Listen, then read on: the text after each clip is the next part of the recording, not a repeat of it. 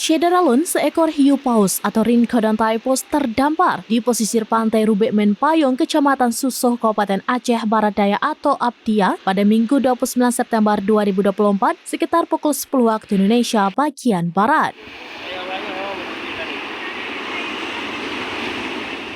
Pada saat terdampar, ikan yang diperkirakan berbobot lebih kurang 3 ton dengan panjang 10 meter ini masih dalam keadaan hidup dan sempat terombang-ambing.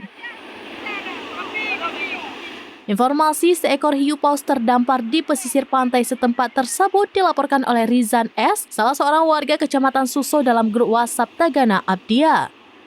Rizan yang dikonfirmasi ulang membenarkan adanya seekor hiu paus yang terdampar di pesisir pantai tersebut.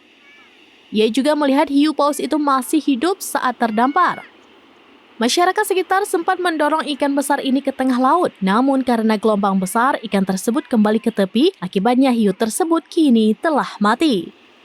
Menurut penuturan Rizan, terdamparnya hiu paus tersebut tidak lepas dari kondisi gelombang tinggi yang terjadi. Dalam beberapa hari terakhir, ombak tinggi melanda wilayah Samudra Hindia, wilayah Aptia.